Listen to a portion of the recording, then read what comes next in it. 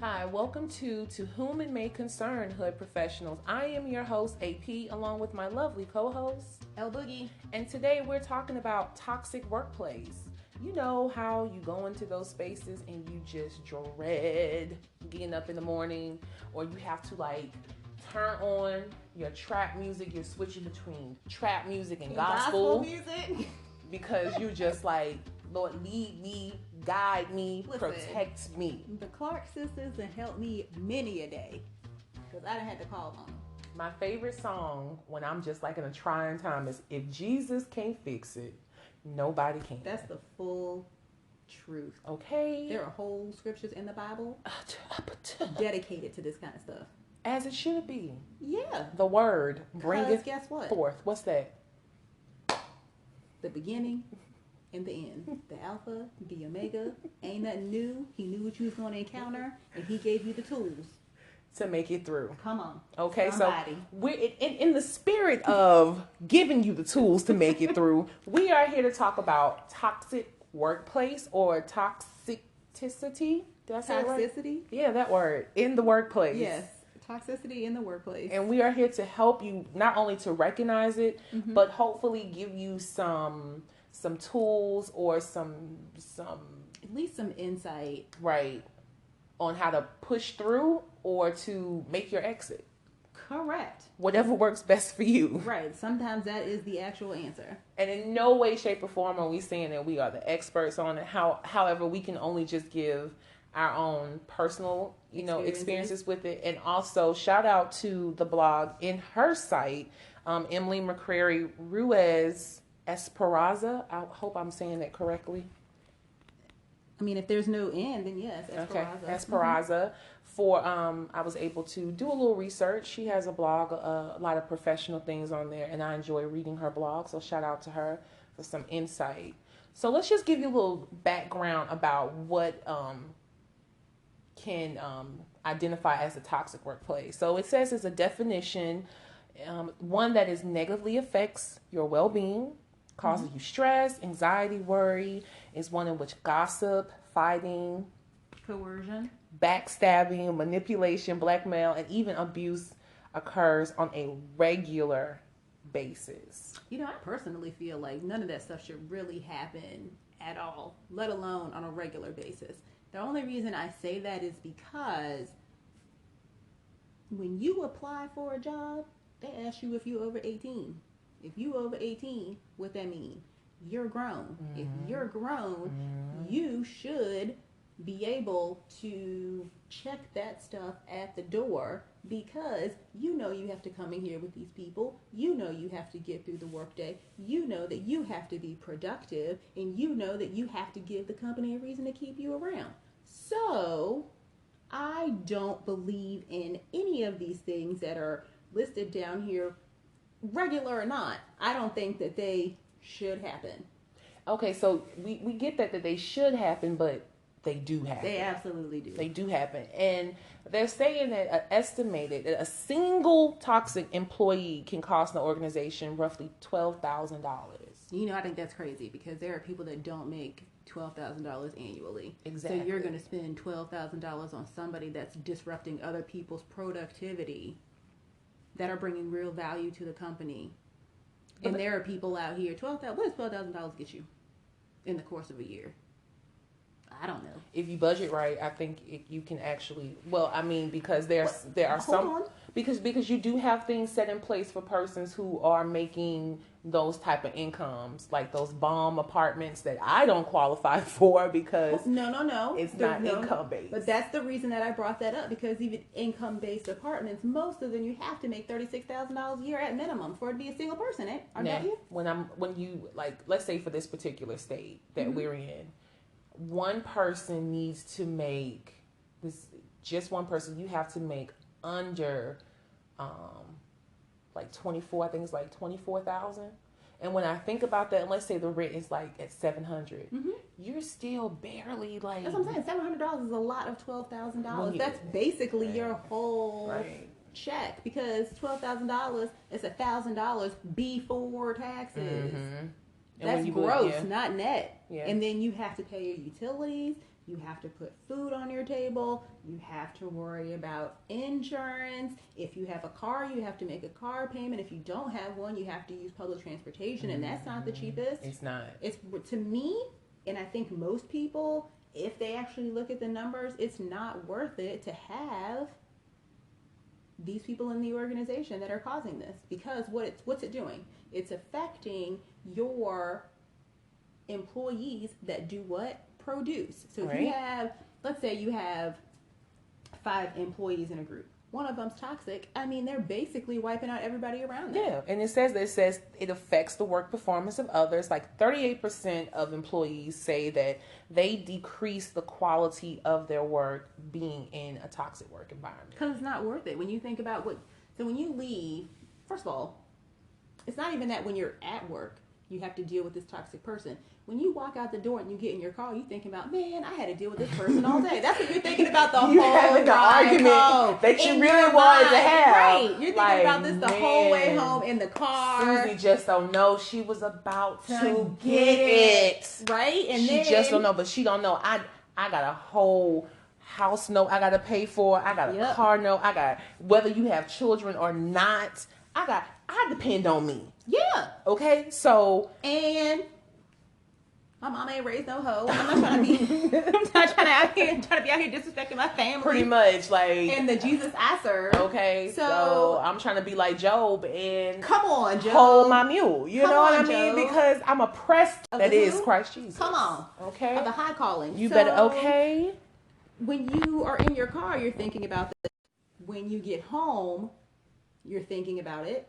You only have 2 hours between the time you get home and when you go to bed. You lay your head down at night, you might still be thinking about this thing, right? So you have to reconcile between when you lay your head down, when you finally go to sleep, and then get up in the morning to go turn around and go back to work.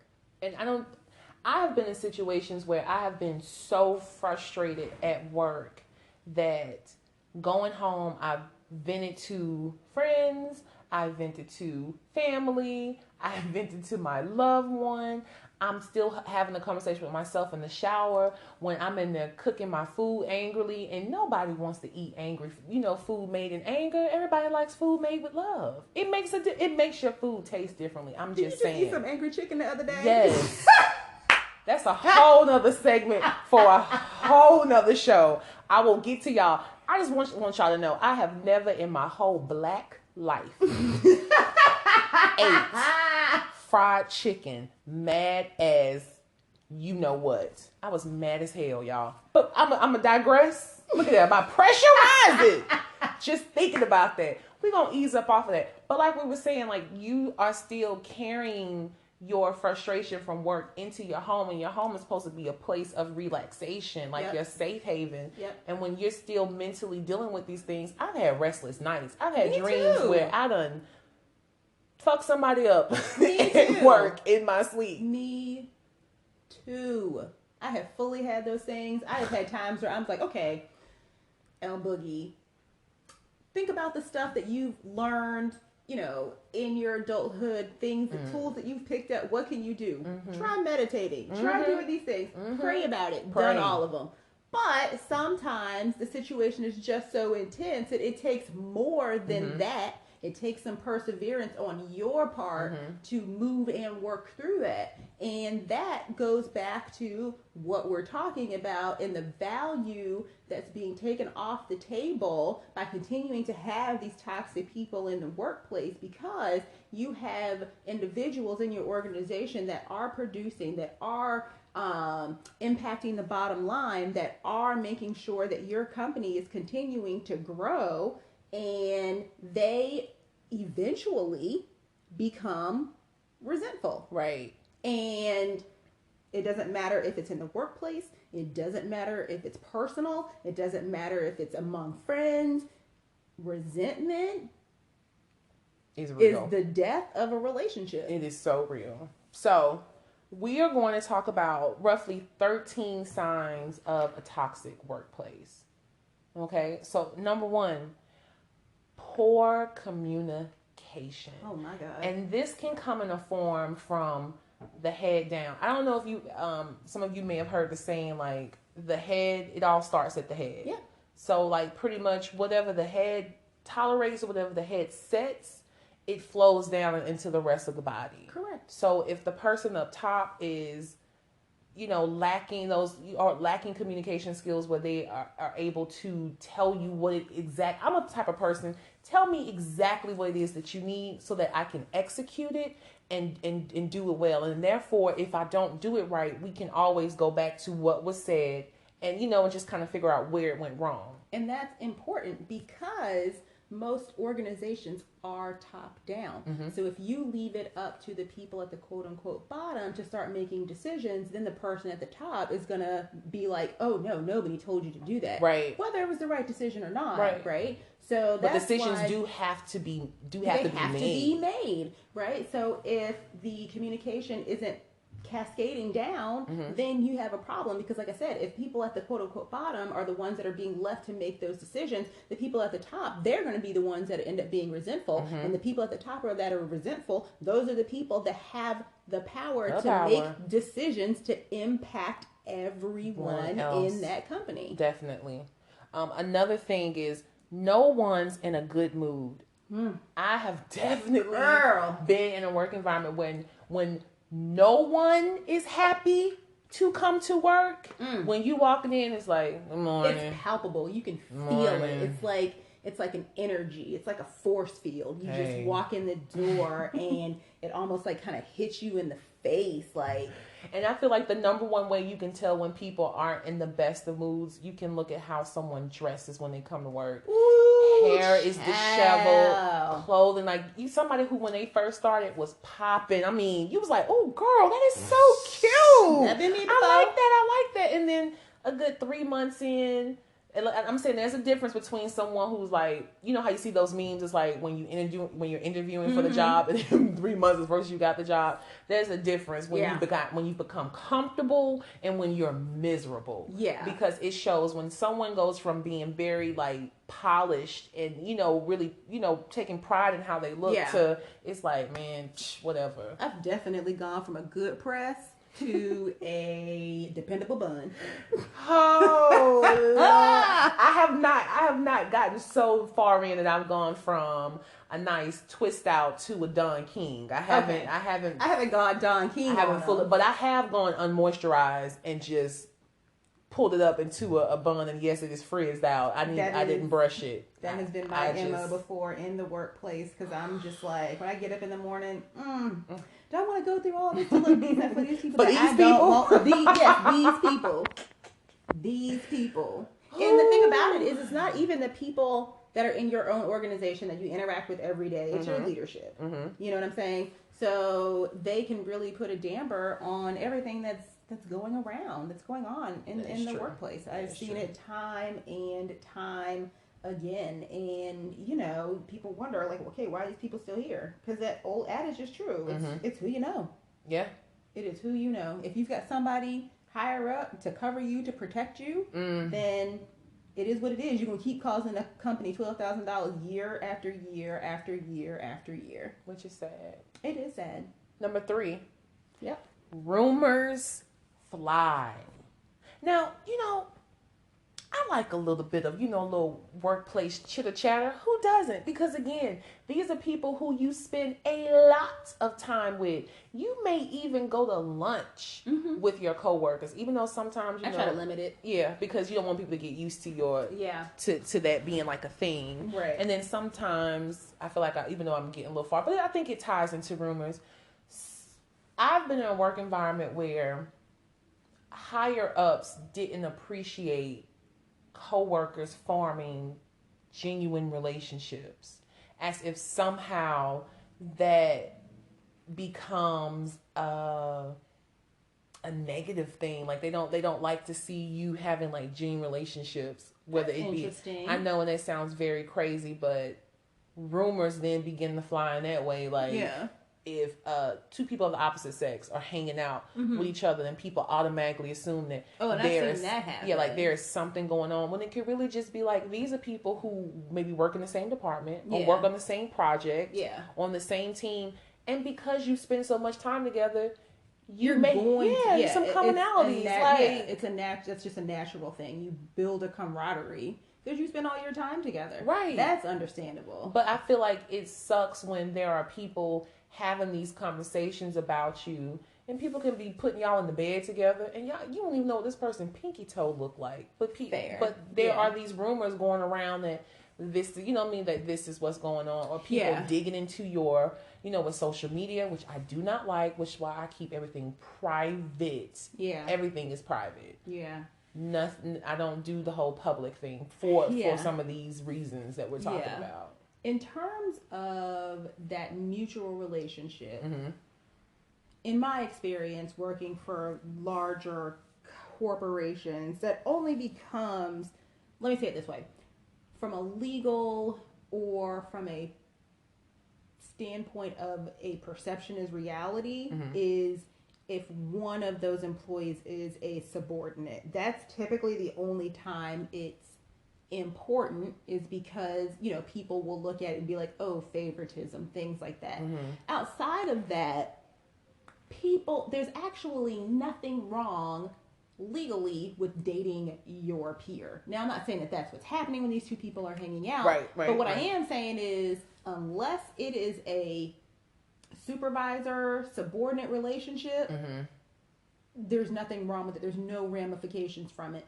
So mind your business. That is true. I mean, that's really all it is. Because marriages have come from the workplace. Plenty. I've worked with so many people whose spouses also work within the organization, even in the same group.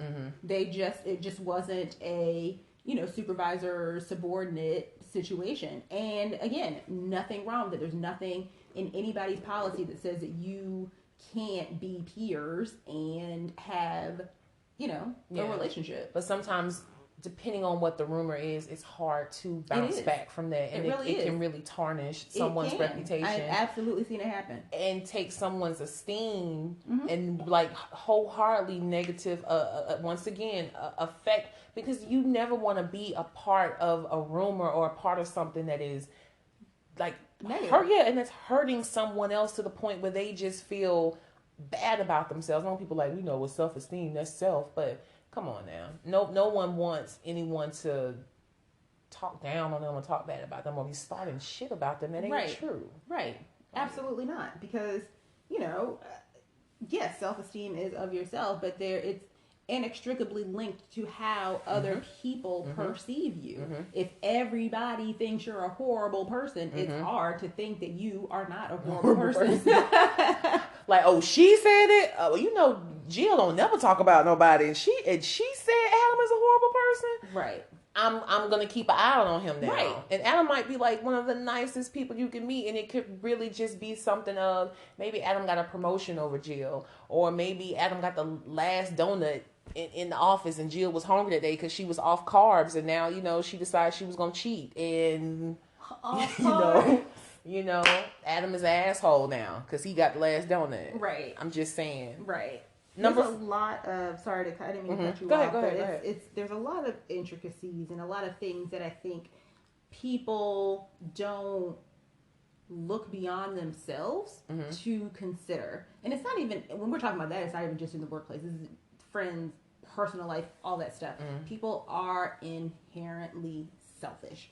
People generally, the majority of people have to make an effort to look beyond themselves.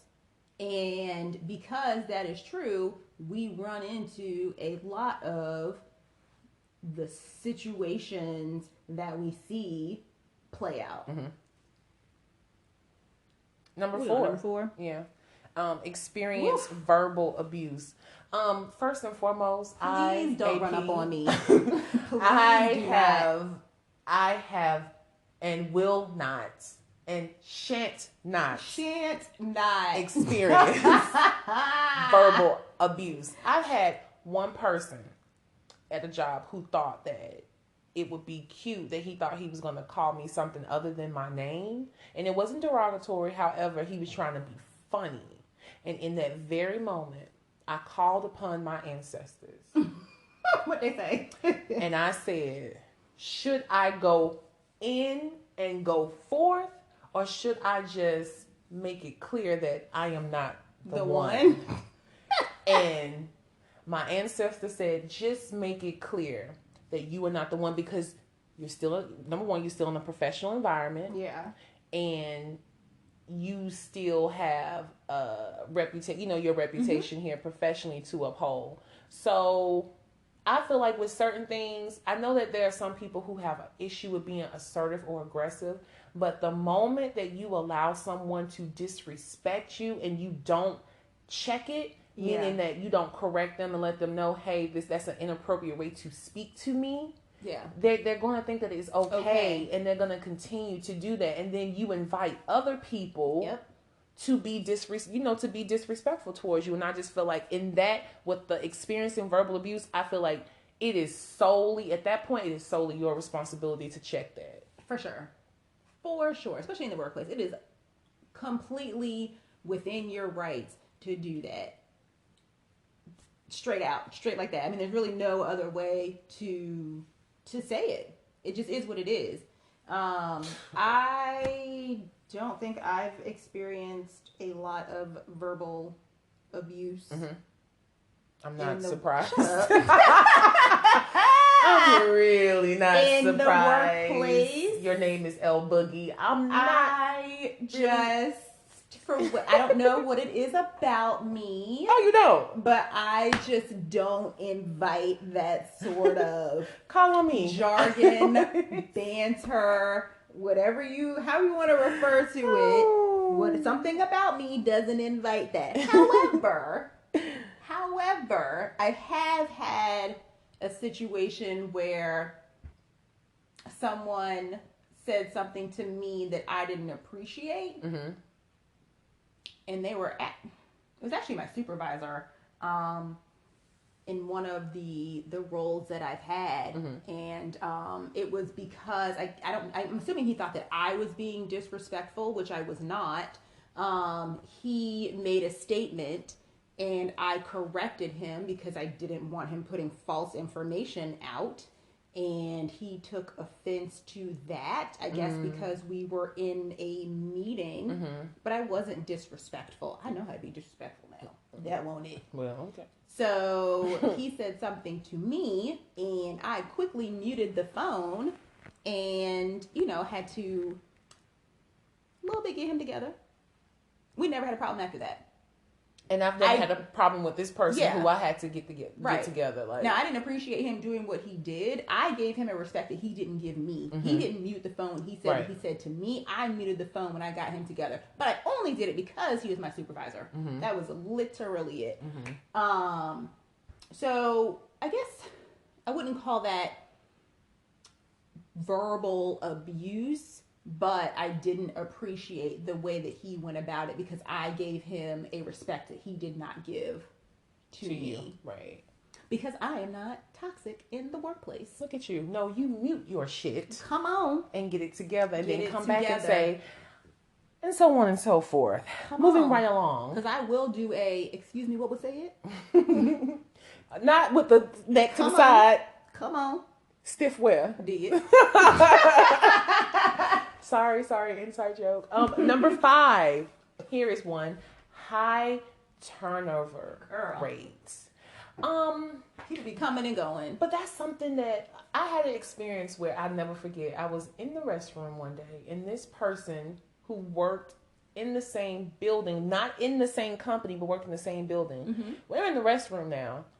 Took it upon herself to basically tell me, like, hey, that organization that you with, they don't really keep people here longer than 3 months. I give it 3 months, and you're going to see everybody. She said, if you're still here, you're going to see everybody else around you, like, leave out. And I was a little appalled because I was like, first and foremost, is it really your place to say something like that? And then second of all,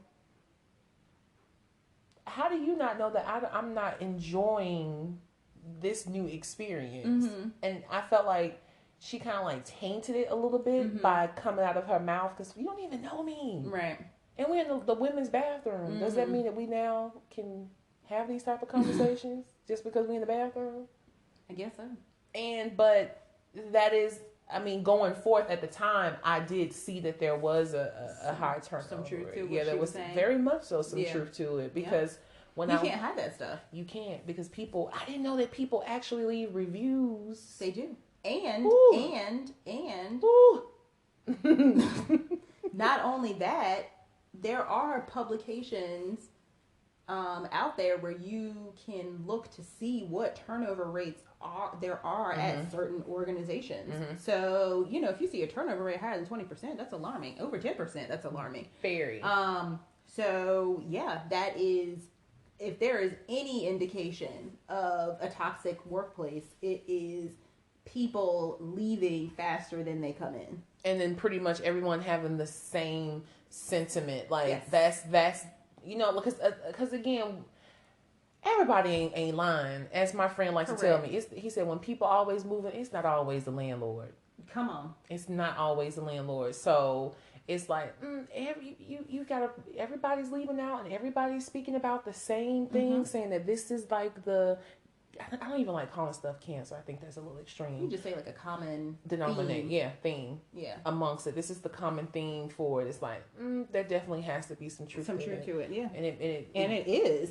But it also helps you, like when people say, when people show you who they are, believe them. And then like when you're in a workplace, it's kind of like, well, now you kind of know how to maneuver and navigate because you have this information. And not saying you got to go back and blab it to your other coworkers, but this is a gem, a jewel for you to be like, okay, now I know what type of mindset I need to have coming into here. Yeah. You know what I mean? This might be a workplace where I might need to really just keep to myself and just keep it at, you know, to your gospel and your right, your pleasantries. Good morning. Yep. Hey, how are you? Yep. Good lunch. That smells good. You know, just keep Even it real. ain't got no season. Keep it real, surface level. Yeah, for sure. Number 6. Ooh, this one. Oof. You know, it's really actually hard to find a good one of these. I don't even like this word. BOSS. I'm gonna you say. Want to do supervisor? Yeah, your supervisor. Yeah. But I would just say your executive, your ED. Well, I mean, depending on where you're in the company, it might not be an executive. You could be. Okay, so we'll say your manager, your supervisor is not the greatest. They suck. That happens more often than not. You know what I mean? It's almost like the 80-20. You know, it's almost like the 80-20 in the supervisor world. It's really hard to find a good it's hard to find a good supervisor. I know. But I've been blessed though to have a lot of great supervisors. So when I've come across one that has just been like underwhelming, it's been like, dang, it makes me feel like, did I really appreciate what I had when I had it, type of thing? You know what I mean? In the words of Joni Mitchell, you don't know what you got until it's gone. Yeah. And I don't think some supervisors don't realize that just because you're in a position of authority does not give you the right to be dismissive, to be nasty, to be disrespectful, and to just be downright toxic. Some of them just don't know how. Some of them know how to do an action. That's it. But they don't know how to manage. So I'm in that 80-20. 80% of my bosses have not been great. 20% of them have been, I mean, I can count on 2 fingers the bosses I would say were actually great. Say one hand. I don't care.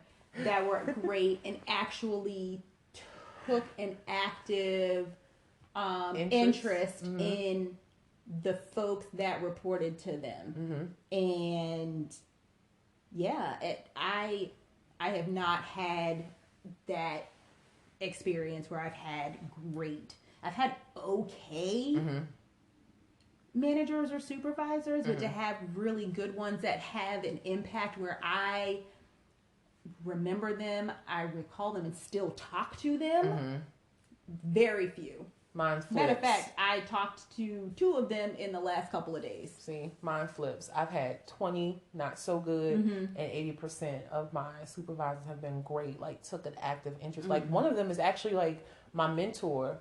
Like, to this day, one of them I was like his wedding planner the day of, planner coordinator. Like, we've had like, and to this day we still talk like those strong relationships, and it was never on some. and we still managed to have that level of respect where I knew that they were my supervisor and I was the, you know what I mean, their employee. Like, I knew I reported to them, and it was never one of like, I'm not the type of person that's going to get comfortable enough with you that when we're in the workplace, you can't manage me, you can't tell me nothing. Right. I would never. Like, I don't. Because I would want that same respect. Right. Yeah. So I, as a manager, go out of my way to make sure. So when I think about what I consider a good manager and what I consider a horrible manager, I go out of my way to make sure that I do those things that I believe make a good manager. So it's one thing to show and instruct your employees on how to do something. It's another thing to take an active interest in their place at the company, to take an active interest in their growth at the company. It's a different, to take an active interest in, if you need to, I won't say their full personal life, but if there are things that are happening that may or may not impact what's happening at the workplace, and kind of advise and guide them. I do those things because I know that it's just not that common. Right. So I do those things. I have a particular former supervisor who I still call on from time to time. Now, when I was reporting to her, she's actually probably been the hardest on me that I've ever had in my adult life, in my professional career, besides my mama. She's been the hardest on me, and it was difficult to work for her. But because she believed in me and she gave me an opportunity and she stayed on me, she set me up for all of the things that I've done from that time. And she and I still have a relationship. I still call on her for advice. There just are not a lot of people that I've encountered from that perspective. And that's what I think of when I think of a good supervisor. A reference. You want to be able to have a reference for that, because guess what? It ain't always about work at work. Correct. I mean, you have other shit going on in your life that, because you are human and it's going to affect you. And sometimes the most positive person can't always be the most positive person at work. So it's nice to have a supervisor or a manager who recognizes that when you're having an off day, to pull you in and just let you know, I have an open door policy. And to also be a person that does not talk about the things that people share with you in private. My God, if there are any managers or supervisors out there listening to the sound, how the pastor say, under the sound of my voice. Shut up. The sound of my voice. If there are any of you all, spirit fingers. Yes. Wave it out. Y'all can't see it, but it's happening. Please know that if you are going to say you have an open door policy, leave what is said amongst the two of you, because close the door after I get in there. Nothing is worse. I've definitely had managers than sharing something personal with someone who claims to care, and next thing you know, other people know about it. Yeah, that is so disrespectful. I've definitely had a conversation with a former manager when you suck. I didn't say that. But you do. I'm saying that I do not feel comfortable having conversations with you in confidence. And that turned into a whole thing, which only reaffirmed what I was saying. Exactly. But it's something that you should know. Yeah. Okay. Oh, we done been on them bosses. Let's get up off of them. Okay. Number 7. Oh. To walk away. Do you need to? Are you finna get up and do a praise dance? No, not no. Girl. Do I need to call the ushers in to gather around? No, this ain't no praise dance. This is what? Read it. People take credit for work they did not do. That has certainly happened to me, child. I have certainly had people take credit for my work. I think for me in situations like that, it's like, I just let it be. Yeah, because I don't want to be that person that's like, but no, it was me. I did it. I did the work. Because it's like, guess what? They're going to now expect for you to duplicate that again, and you're not going to be able to do it. You're not. I can do it again, but I'm talking about the person who took your work, who took credit for your work. Oh yeah, you're gonna expect. Yeah, they're gonna expect those people to do that, and they can't. Right. They are struggling. I have seen it. I have seen people get promotions off of work that I've done, and then when they get there, they be damn near on a pill. They they damn near on a performance improvement plan. I've had new vocab alert for those who didn't know. multiple people at the same company take credit for work that I have done. But you know what I did? I didn't necessarily bring it up at the time that I found out about it, but I did bring it up in my performance review. That's the best place to bring things up at. Money. Yeah. Give me my bonus. Give me my merit increase, please. And thank you. Please. Number 8 kind of runs in with number 7. Colleagues who don't pull their weight. And I'm going to say this in some of their defense a little bit. I'm not giving them excuse, but I will say this because we are talking about toxic workplaces. Mm-hmm. It could very well be that you have colleagues who have been there a little longer than you, and they have become complacent, right? And that's why, and they're looking at you like you coming in all gung ho, ready to go, and they're like, "Child, calm down. It's not that serious." And you're like, "Come here with this pep in your step." Yeah, like, but yes, it is. And you're like, that don't matter. You can do all you want to do, and it's still not going to be appreciated. At the end of the day, you still gonna be where I'm at. Exactly. It's like, so come pull up a seat of this mediocrity and have a sip, and calm yourself down, and let's pump your brakes. Yeah, I haven't run into too much. Let me say it this way. I've seen it where colleagues don't pull their weight. I haven't had to deal with it so much in the organization that I'm in specifically. Mm-hmm. So maybe like organizations that we do work for, but just people that are right around me, I've not really run into too much of that because people right around me, we're all working for the same supervisor. We all have the same struggle. We all understand because we hold each other accountable. We know what we're coming in here every day dealing with. So we'll be like, did you do this? Make sure you do this. Let's not forget that we have to do this. You know what I'm saying? So we'll hold each other accountable from that standpoint. So we never let each other, fall behind, but we could see it happening around us. Right. Yeah. Which is why it's always good to have metrics. Exactly. So you can always go in and be like, okay, so where are we on this? Yep. It's always good to have a plan that you can always go back and look at. Yeah.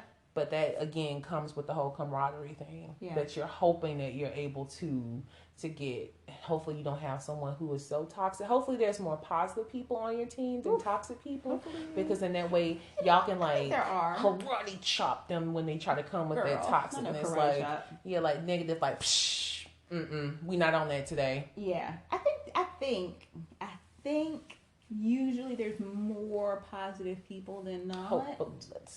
We're gonna move on.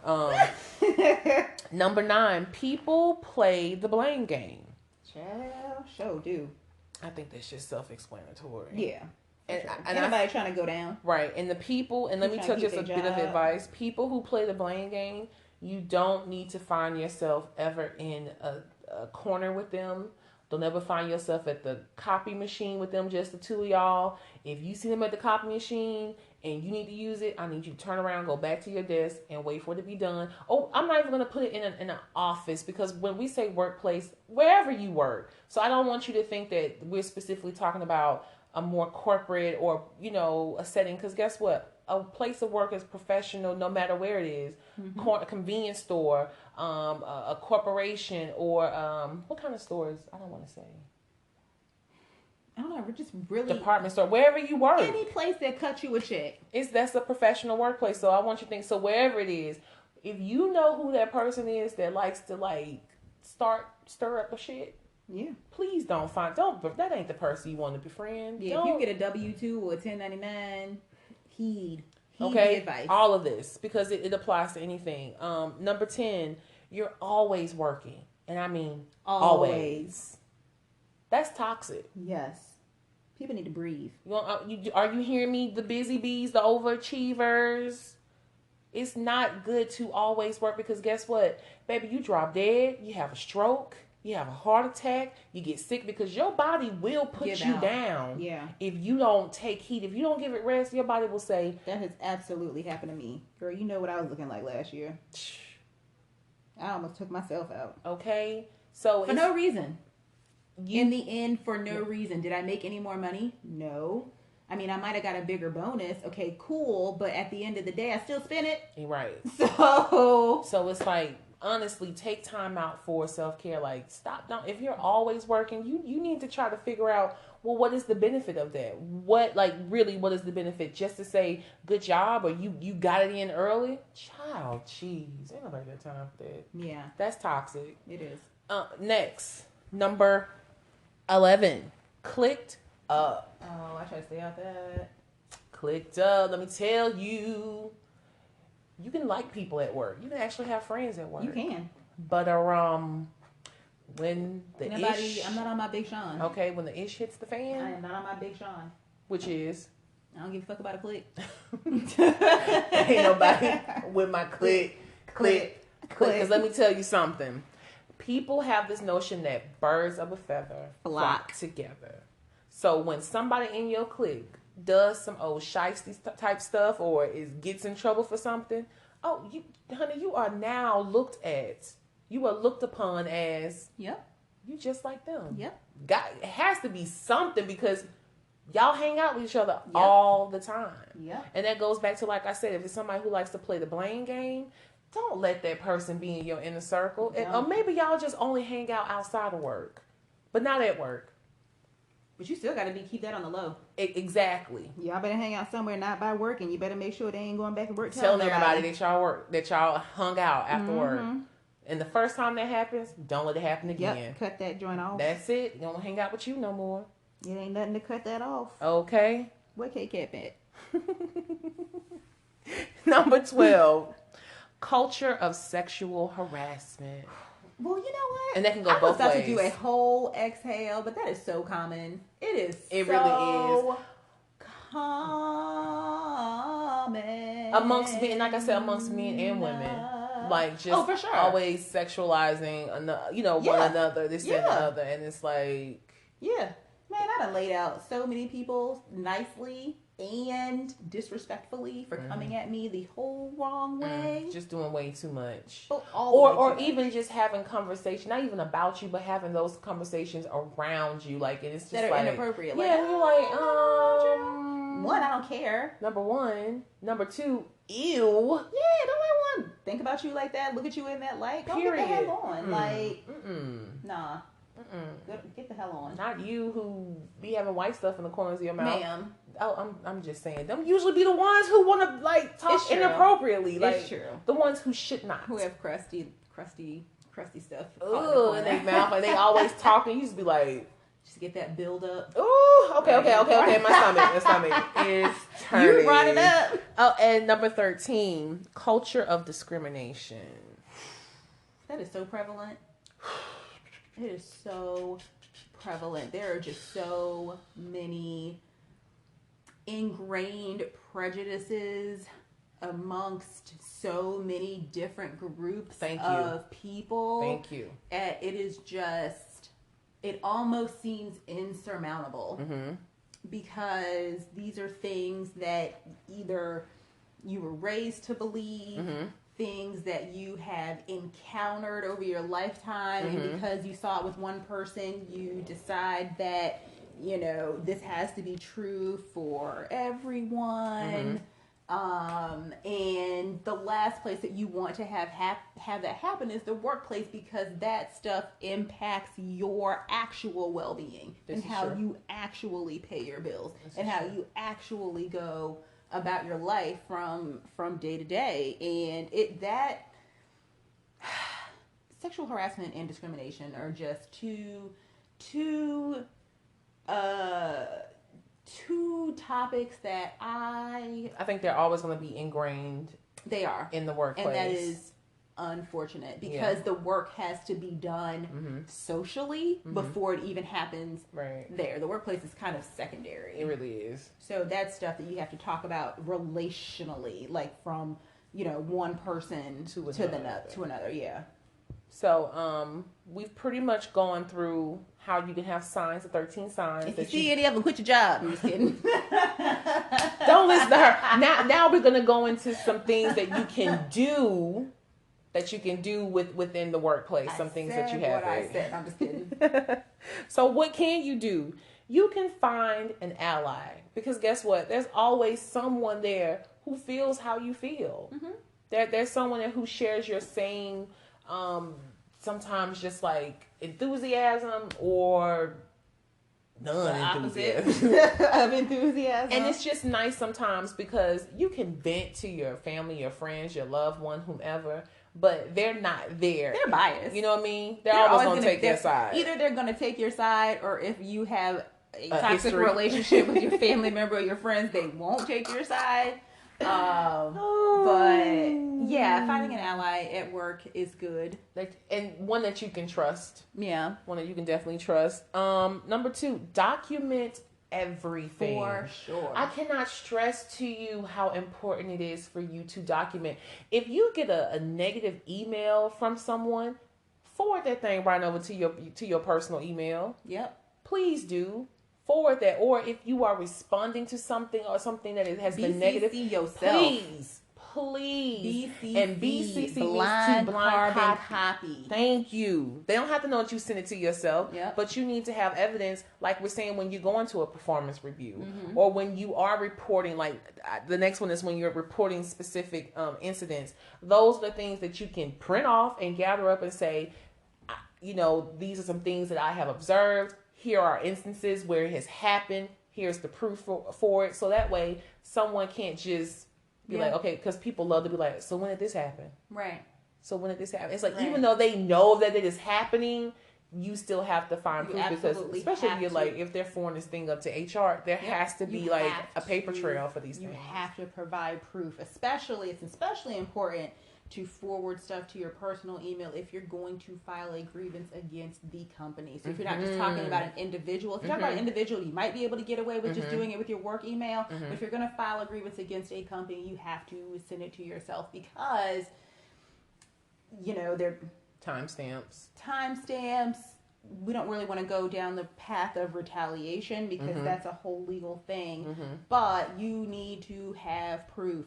The burden of proof is on you. Listen to Dave Chappelle. He told all y'all, the burden of proof is on the state. Okay. Because you're the one with the problem. Correct. Okay. And lastly, and maybe even most if it's to the point where you're having outbursts in other places of your life, and I'm telling y'all, self-care is so important. Yeah. Work on an exit strategy. Yeah. I've done me. Work on an exit strategy. And then also, when you're working on that exit strategy, consultant. Maybe you should. And when you work on the exit strategy, also do some self-reflection. I remember on this, again, because I like this one site. It's called Work for Good. It's for those out there who like more that nonprofit sector. They have a lot of job opportunities for that. Check that out if you will. They are not sponsoring me, so I'm not holding them accountable for anything, but they give out some great quarterly newsletters. And in one of them, there was an article that talked about when you feel burnout and when you feel like you're tired of being in a specific workplace, really think about who you are right now as an employee, and be honest with yourself and think about, if I were an employer, would I hire me right now? Like, honestly, yes, you're in a toxic workplace, but then again, have you contributed to the toxic workplace? Yep.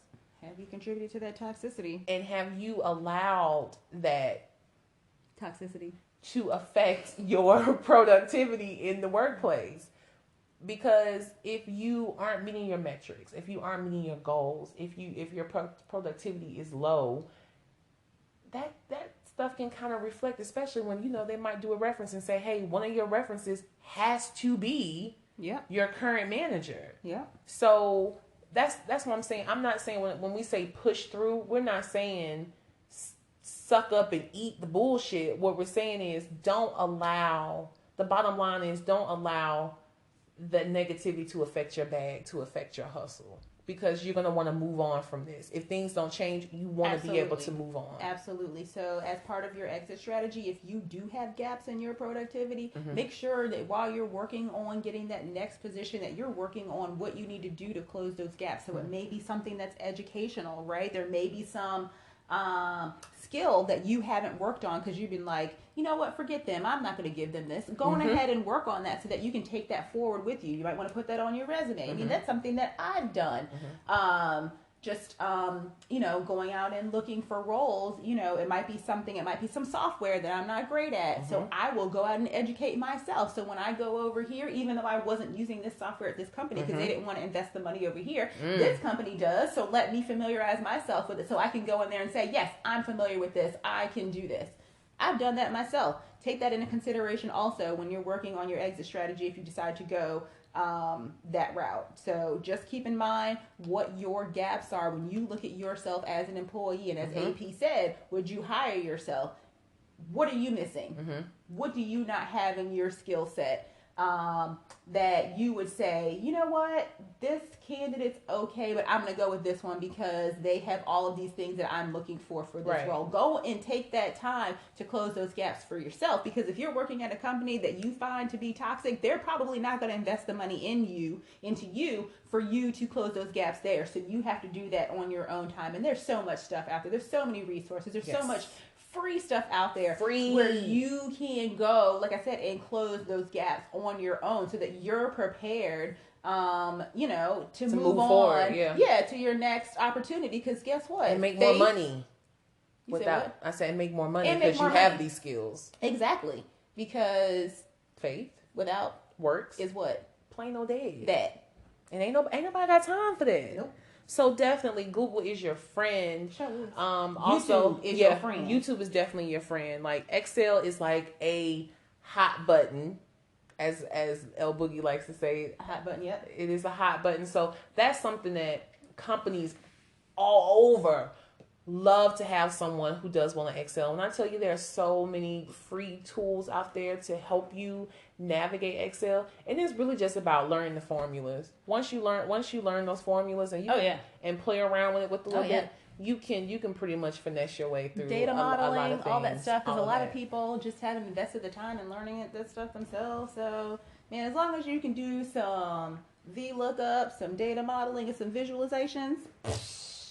Salesforce is also a hot for sure button, and it's procurement system. Yes, and when I tell you, I know sometimes, and even like with blogging, because a lot of people, a lot of companies are moving towards social media and really being able to like communicate with their customers and really get a hold of what they can do to better to improve their interactions or their growth. Like really take the time. Like there are things like WordPress, which is free, that you can go out there and do that. Salesforce actually has a program where you can try it out for free and play around with it before you actually, like a free trial before you actually have to outright buy it.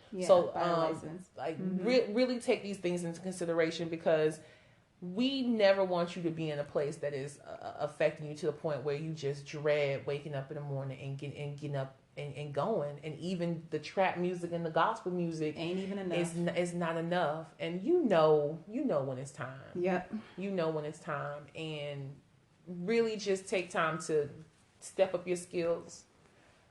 Brush up on some things that you may have done in the past, or really maybe this is the time for you to go after those things that you've always wanted to do. I mean, what's stopping you? Yep. I mean, you've already done the shit that makes your soul irk. Yep. Try something that might make your soul glow. Oh, just let your soul glow. Now's the time. Let it shine through. Okay. I want to thank you all for listening to whom it may concern, Hood Professionals. This is the very first episode. I want to thank my lovely guest co-host, El Boogie, for being here and giving her whole two professional sense. It really means a lot to me.